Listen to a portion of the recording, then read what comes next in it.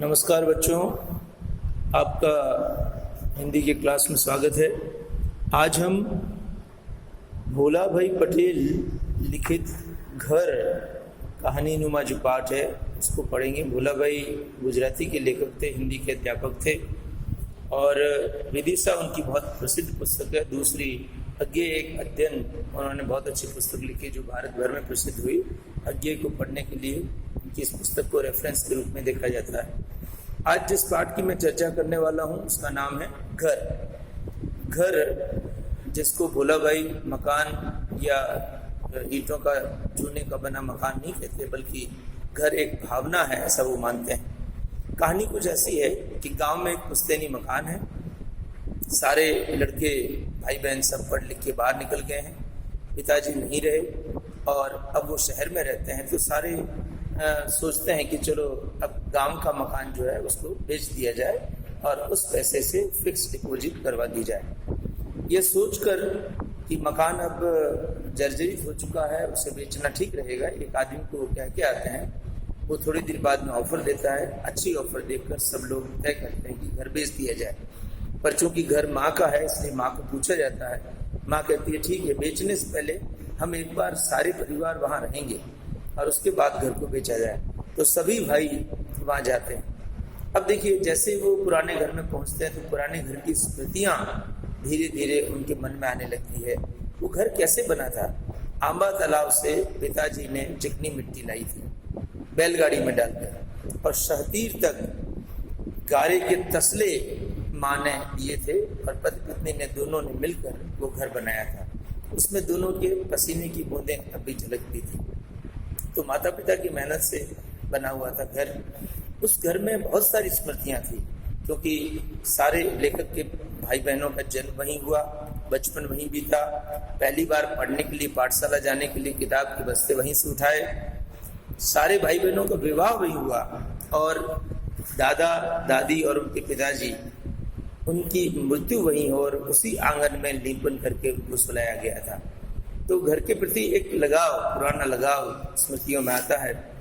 अब क्या है, वो देखते हैं कि चारों तरफ के जो पड़ोसी थे वो भी परदेश जा चुके हैं।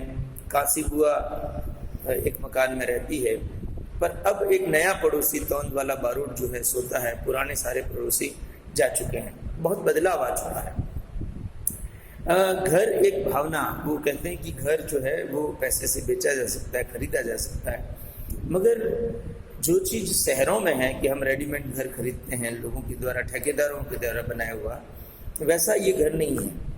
ये एक दाम्पत्य जीवन की शुरुआत है और दोनों पति पत्नी ने पर्सनल मिल के मेहनत करके बनाया, इसलिए इसको वो एक भावना कहते हैं कि एक भावना है। एक दिन साथ में मिलकर जब बेचने का विचार करते हैं तो परिवार साथ में रहता है। और देखिए कितना प्यारे शब्द उन्होंने लिखे हैं। वापस जाकर जब उन्होंने उस घर को खोला और आंगन में बैठे तो उन्हें वो दिन याद आ गए जब वो पोस्ट ग्रेजुएशन में पढ़ते थे और किताबें लेके टेका दे के बैठते थे। आंगन में बैठकर भोला भाई लिखते हैं, मैं व्यग्र हो गया, आंगन में खाट बिछाकर बैठ गया। अब वहाँ खाली नाद थी, खूंट थे परंतु ढोर नहीं थे। पहले वहाँ ढोर रहते थे, रंभाते रहते थे, परंतु उस और देखते ही मानो वे सब एक साथ रंभाने लगे। मैं एकदम खड़ा हो गया, शून्य आंख भरा हुआ आंगन देखता रहा।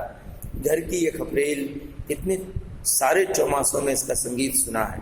यहाँ तोरण बीच नीचे मेरी बहनें विवाह मंडप में बैठी थी और यहीं दादी दादा और पिताजी की अर्थियाँ बंदी थी। लगा जैसे मेरा गला रुंध गया। अब लेखक का गला अगर रुंध गया है तो स्वाभाविक है जिस घर को जिसने बनाया है उस माँ का गला तो रुंधना ही था। पर माँ की कई दिनों से लेखक देख रहे हैं कि माँ ने जीवन से, पिताजी के गुजरने के बाद माँ ने जीवन से रस, सामाजिक कामों में रस लेना छोड़ दिया है। कहीं कोई हस्तक्षेप नहीं करती है, मगर वो इस घर में भबक भबक कर रो रही है। तो यह क्या, तू रो रही है माँ? पूछ कर लेखक पास में जाते हैं तो माँ कहती है, यह घर मैं जी रही हूँ तब तक मत निकालो, मैं अब कुछ दिनों की मेहमान हूँ, फिर तुम लोग जो चाहो कर लेना। तो बच्चे कहते हैं कि माँ ये जर्जरित हो चुका है, आप चाहेंगे कि इसकी जगह दूसरा मकान बना लेंगे। तो माँ कहती है मेरे मरने के बाद महल बना लेना, मुझे उससे कोई लेना देना नहीं, मगर जब तक मैं जीवित हूँ तब तक इस मकान को मत बेचो। मामला ये है कि मकान खरीदने वाला तय है, पैसा तय हो चुका है, करार करना तय हो चुका है, सब कुछ तय हो चुका है, और एंड टाइम पर माँ मना करती है। सब लोग घर वाले मनाते हैं, पर माँ कहती है नहीं, मैंने इस घर की शहतीर तक ईंटें चढ़ाई है, तुम्हारे पिता ने कितनी उमंगों से बांधा है, इसलिए मेरे जाने के बाद भगवान करे तुम लोग महल बनाओ, परंतु यह घर दो। अब छोटा भाई समझ जाता है कि माँ की भावना इसके साथ जुड़ी है, तो वो कहते हैं खरीदार से कि ये घर देंगे तब तुमको ही देंगे। मैंने देखा कि हम सबकी छाती पर से एक पत्थर सा हट गया, और वो घर बेचने का निर्णय तब तक डाला गया जब तक माँ जीवित है। एक खास बात जो भोला भाई ने नोट की कि माँ के रोने से मुझे एक बात अच्छी लगी कि माँ अब कम से कम जीवित है। उन्होंने जो जीवन से बिल्कुल नाता तोड़ दिया था। माँ को रोता देख कर मुझे दुख तो हुआ, परंतु आनंद विशेष हुआ, लगा कि उनका हृदय अभी जीवंत है, उसे अभी जगत में जीवन में रुचि है।